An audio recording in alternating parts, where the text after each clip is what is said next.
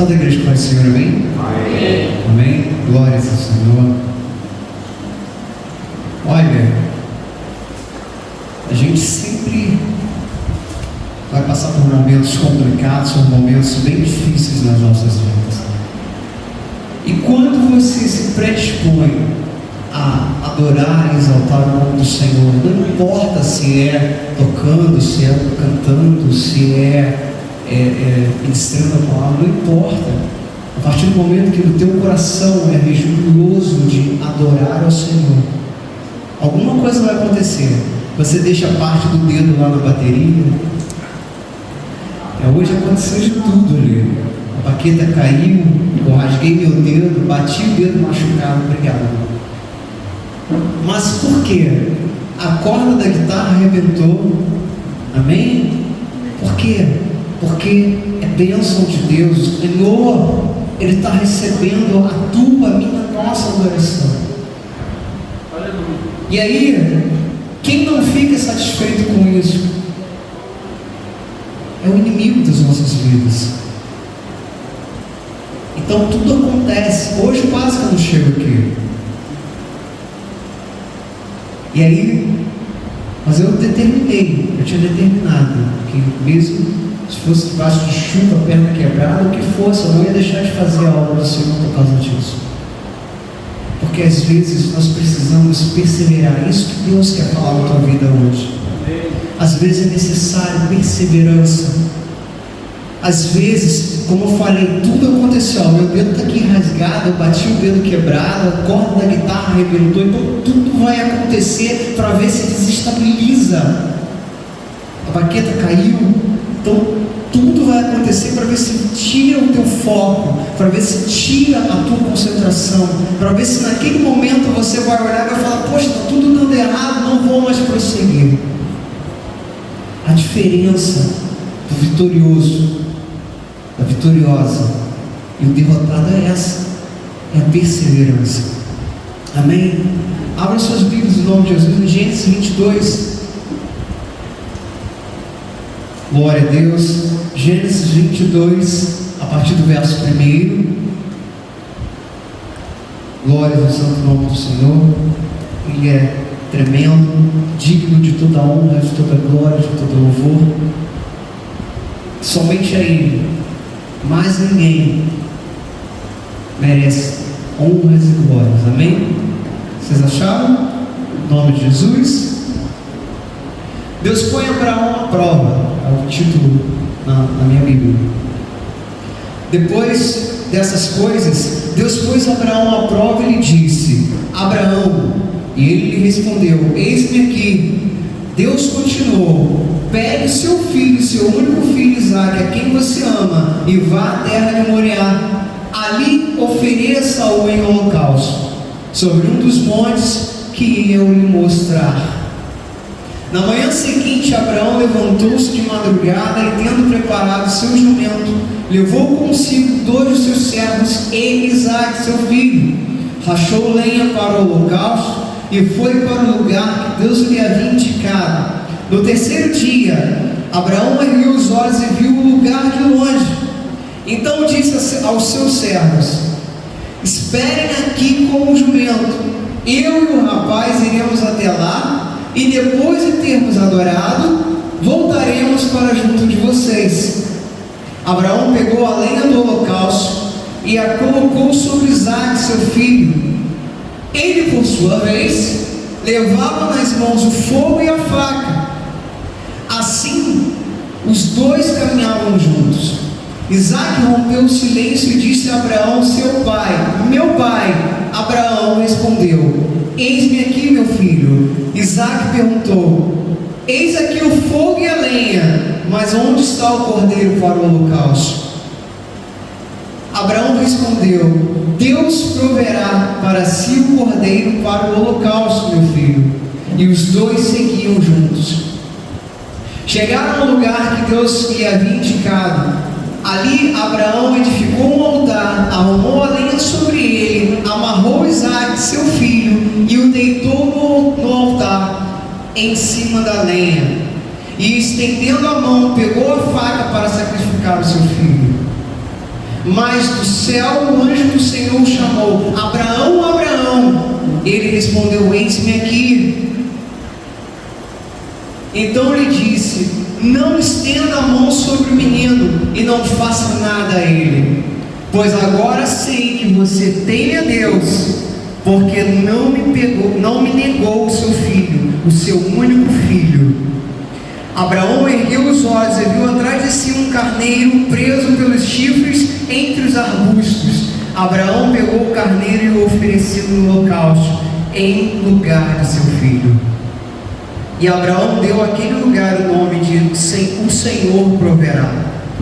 Daí disse-se até o dia de hoje: no monte o Senhor se proverá. Amém? Podemos entrar em nome de Jesus. Pai, não seja, Senhor, a minha vida, a minha voz, a minha palavra, que não seja eu, mas seja o Santo Espírito, Pai, em nome de Jesus, nesse momento. Nós já te adoramos, bendizemos o seu santo nome, já oramos, clamamos, te exaltamos, ó Pai. E nesse momento, Senhor, queremos ouvir a tua voz e não a minha, Senhor, em nome de Jesus. Amém e amém. Queridos, como eu falei lá no começo, com outras palavras, primeiro Deus te colocará à prova. Amém? Saberá onde está, para que Ele saiba aonde está o seu coração. Será que o teu coração está nas coisas que não tem nenhum valor para o Senhor, ou o seu coração está no Senhor? Então primeiro Ele vai te colocar à prova. Primeiro Ele vai fazer algo em que Ele sabe que a aflição estará em teu coração.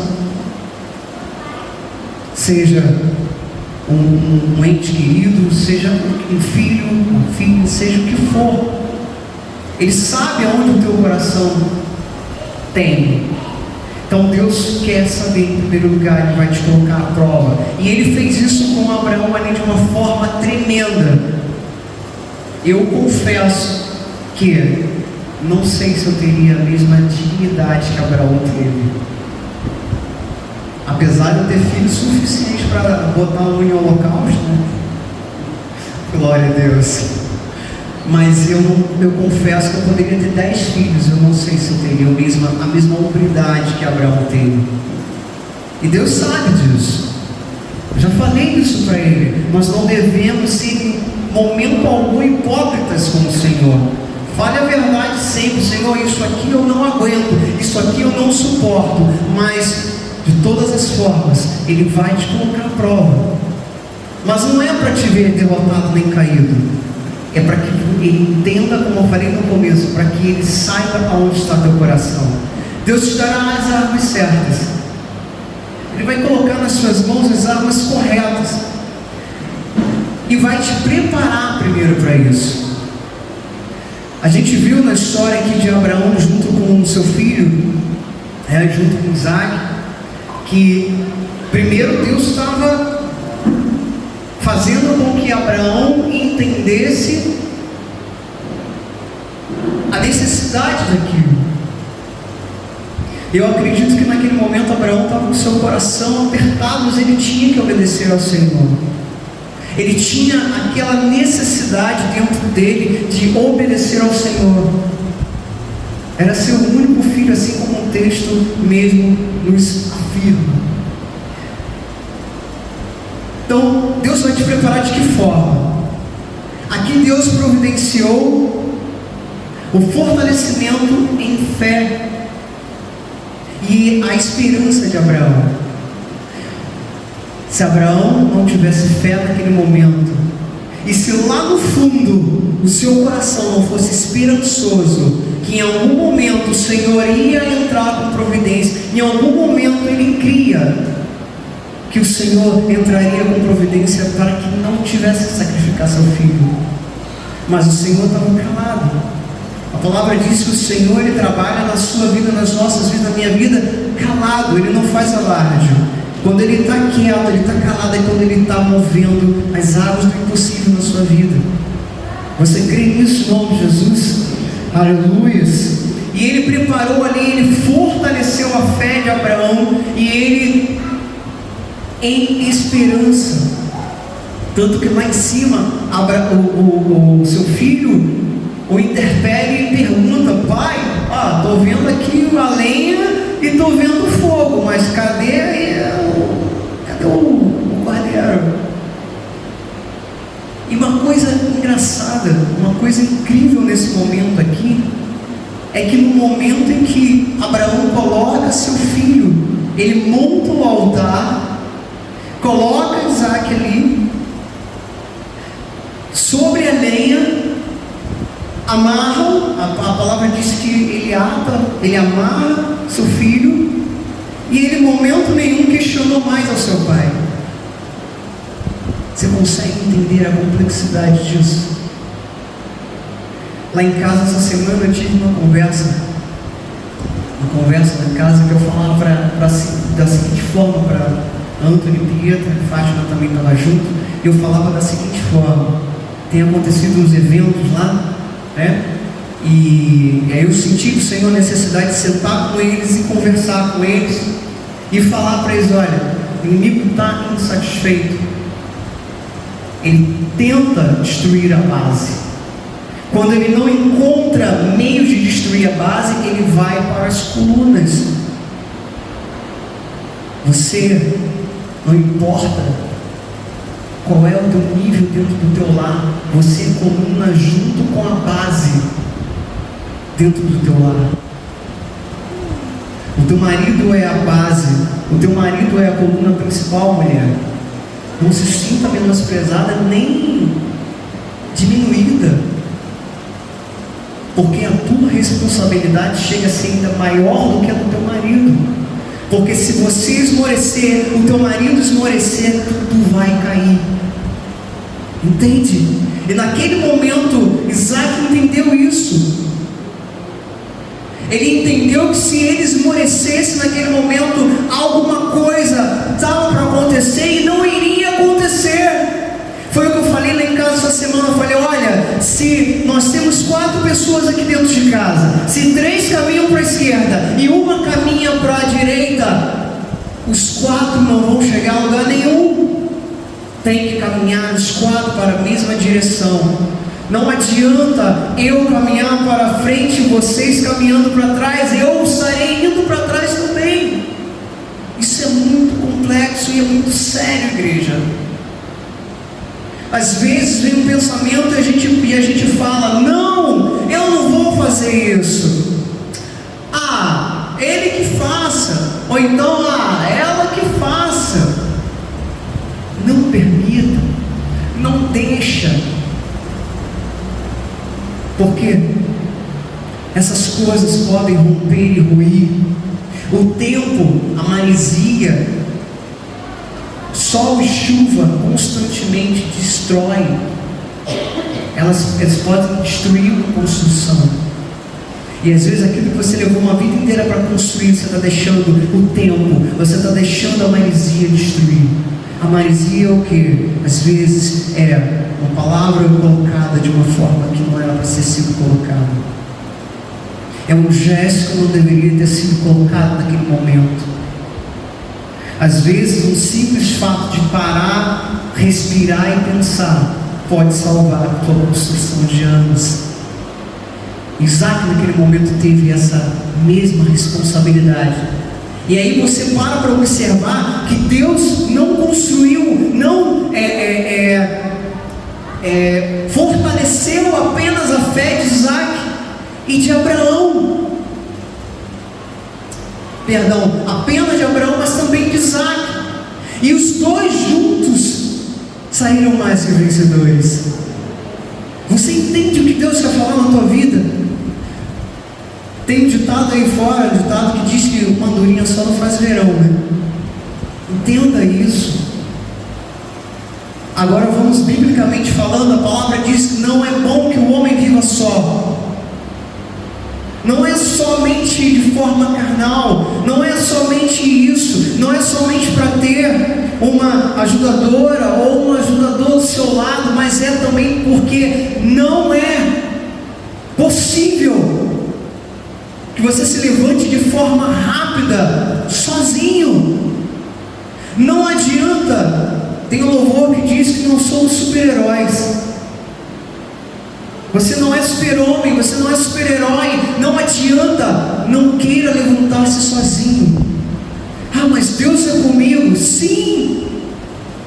Mas Ele tem colocado a igreja, Ele tem colocado o pastor, que é o anjo, Ele tem colocado os presbíteros, tem colocado o irmão, a irmã, Ele tem colocado a tua esposa, o teu esposo, teu filho, tua filha.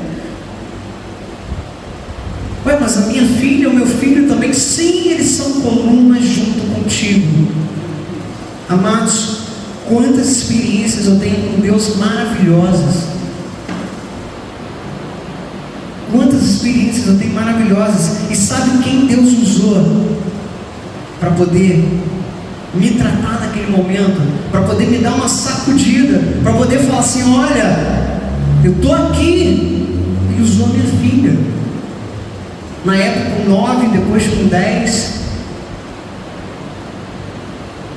Entenda que cada um de vocês dentro do teu lar tem a sua responsabilidade, tem o seu dom, tem o seu talento, tem o seu valor dentro do teu lar. Entenda, marido, que se você não estiver bem, a tua esposa não vai estar bem. Entenda, esposa, que se você não estiver bem, o teu marido não vai estar. Vocês são ligados num só elo. Vocês são uma só carne, um só corpo, um só espírito. Amém? Então Deus tem preparado. A primeira arma é a fé. 1 Samuel 17, não precisa abrir em nome de Jesus, para a gente ser rápido. 1 Samuel 17:38, Saul vestiu Davi com a sua própria armadura, pôs o capacete na cabeça e o vestiu com a sua couraça. 39, Davi cingiu a espada sobre a armadura e tentou andar, pois jamais havia usado. Então Davi disse a Saul: não posso andar com isso, porque nunca usei. E Davi tirou aquilo de sobre si. Livre-se de tudo aquilo que não é teu. O que Deus fala contigo nesses dois versículos é: livre-se daquilo que não é teu. Se o mundo está te chamando, livre-se dele. Se algo está te tentando, livre-se dele. Davi nunca tinha usado uma armadura. Davi não nasceu para ser guerreiro. Davi era o menor da sua família. Davi tinha mais irmãos, todos enormes, imensos, os brutos. Era mais ou menos tipo eu e o Júnior, um do lado do outro. Eu sou Davi, Júnior e os irmãos dele. Amém. Amém. Davi era pastor de ovelhas. Mas Davi, entenda que Davi também tinha o seu valor dentro do seu lar. Davi não era guerreiro, não era enorme, não era grande, mas tinha o seu valor. Davi era muitas das vezes até mesmo menosprezado, né? Se a gente continuar lendo mais, todo mundo conhece a história de Davi. Nesse caso aqui, a gente vai ver que teve um momento que até o profeta o menosprezou por ele ser menor, por ele ser pequeno. Mas Deus falou: olha, tem mais um. Então não se diminua, não se sinta. Por isso que eu falei, né, lá no começo eu falei o que? Mulher, o teu marido, ele é a coluna. Mas não se sinta menor, porque o teu valor referente a ele, para Deus, chega a ser até maior.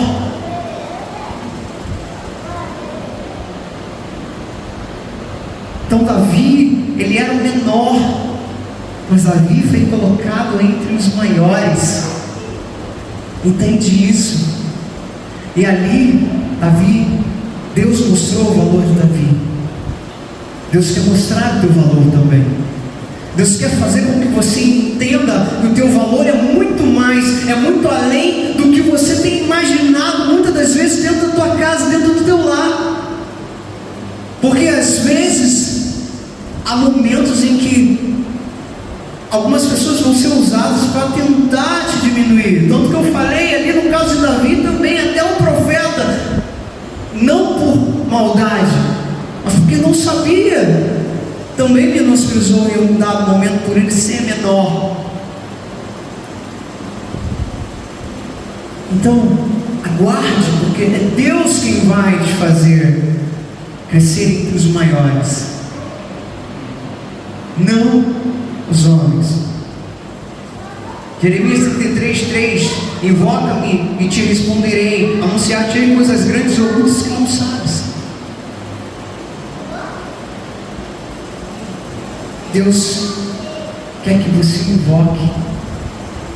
Você precisa a todo momento.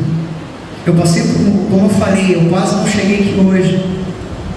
Chegou ao ponto de eu ter que me fechar a porta do quarto, me ajoelhar na cama, colocar o meu rosto no pó e falar: Senhor, me ajuda, invoca, e te responder-te-ei, te responderei, anunciar-te-ei coisas grandes e ocultas que não sabes. Cristo, eu estou saindo daqui hoje cheio, eu recebi ali, estou saindo cheio, renovado, para segunda-feira em diante vir as outras cargas, as outras lutas. Você acha que não vai vir? Vai vir, amado. Mas sabe o que Deus está falando para você? Eu vou te anunciar coisas grandes e ocultas, em nome de Jesus. Existem coisas que tentam nos parar, nos fazer olhar para trás, esmorecer, desistir. Tem muita coisa para isso. Vão tentar de todas as formas de parar, todas as formas. E aí, o que acontece? Eu separei um trecho aqui que eu li essa semana. As dores que são causadas pelo Espírito Santo te tratam e te trazem vida. As dores causadas pelos pais, mas o Espírito Santo te causa dor? Sim. Porque se não passar na moenda, não vira caldo de cana. Delícia. Adoro. Tem que me controlar, senão a diabetes vem aí, né? Mas se não passar na moenda, se não doer a coisa não funciona. Eu falei aqui uma vez, se tiver tudo bem, se o mar estiver calmo, pelo amor de Deus, se preocupem. Se preocupem. Mas se estiver na tempestade, mar revolto, fique feliz, porque você está desagradando a quem você tem que desagradar. Está desagradando o inimigo da sua alma e está agradando ao Espírito Santo de Deus. Está agradando ao Senhor na sua vida, em nome de Jesus. Só para não ficar nas minhas palavras, 2 Coríntios 12:10, parte B, diz, vai corroborar aquilo que a gente falou aqui sobre as dores causadas pelo Espírito Santo. Porque quando sou fraco, então é que sou forte. No momento que você achar, lembra que Davi era o menor? Então, o Espírito Santo está falando para você que nesse momento já outros falam de outra forma. Querido, amado, em nome de Jesus, quando sou fraco, é aí que sou forte. Porque no momento da tua fraqueza é o momento em que você mais vai se achegar ao Senhor. É engraçado, mas é a verdade. No momento que você se sentir fraco, tanto que eu falei, testemunhei aqui agora, eu tive que me ajoelhar na minha cama, fechar a porta do meu quarto e falar com o Senhor, porque senão eu acho que eu não teria nem chegado aqui. Então tem momentos que você precisa clamar, tem momentos que você precisa falar, tem momentos que você precisa abrir a tua boca, tem momentos que você precisa deixar de lado aquela, eu não sou nada, não sou ninguém. Sim, você é e vai ser sempre. Enquanto permanecer na presença do Senhor, você sempre será alguém, você sempre terá valor, você sempre será abençoado pelas mãos do Senhor, você sempre será o templo do Espírito Santo, e você sempre será coluna dentro da tua casa, e sempre será o auxílio, a luz para aqueles que precisam. Mas permaneça, creia, clame, persevere, em nome de Jesus. Para a gente começar a finalizar, 1 Samuel 16:7 diz: Deus não vê aparência, porém o Senhor disse a Samuel: não olhe para a aparência nem para a sua altura, porque eu o rejeitei, porque o Senhor não vê como o humano vê. O ser humano vê o exterior, porém o Senhor vê o coração. Amém? Muitas das vezes alguém pode olhar para mim e falar assim: caramba, que cara chato. Pode acontecer. Nem sempre a gente está no bom dia. Poxa, cara, nariz em pé. Oh, coitado de mim. Porque o ser humano só vê o externo. E o Senhor já está vendo que o meu coração naquele dia, eu estou daquela forma porque o meu coração não está bem. Então entenda, amado e amada, entenda que quando teu irmão não estiver da forma que você acha que ele deve estar, ore por ele, interceda por ele, clame por ele, abrace-o. Às vezes não precisa falar nada, só abraça. Porque justamente naquele dia é o dia que o coração dele está destruído. É o dia que o coração dele pode estar muito mal. É o dia que o coração dele está tão quebrado que ele corre risco de não se levantar. Lembra lá no começo? Não pense que você consegue se levantar sozinho. Peça, e você com o coração quebrado, não se feche, se abra, grite socorro, fale: olha, eu preciso de ajuda. Porque às vezes a gente tem a tendência a se fechar. Eu não vou incomodar o pastor, não vou incomodar o irmão, não vou incomodar a irmã.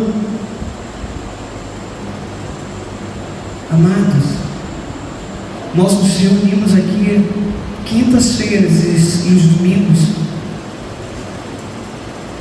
para que justamente nós possamos ajuntar as brasas, para que justamente nós possamos entender que nós estamos renovando as nossas forças. Às vezes, pelo simples fato de olhar alguém que você tanto gosta, renova as suas forças. É engraçado, mas é uma realidade. Houve um período na minha vida em que, quando a mãe de Antônio Pedro faleceu, a avó dele fez um verdadeiro escarcéu na minha vida. Eu tive que abrir mão dos meus filhos para poder ter paz. Mas entendo o que eu vou falar. Eu jamais faria isso em qualquer outra situação. Porém, o Espírito Santo falou: deixa, logo eles voltam. Amém? Não deu uma semana, Antônio virou: pai, quero voltar, minha avó é muito chata. Não aguentando não. Posso voltar, pai? Vem embora. Junta tudo, tô indo aí. Já está tudo pronto. Você entende? Não te turbes o vosso coração. Por que estás abatido? Por que estás triste, ó alma abatida? Por que choras, ó minha alma?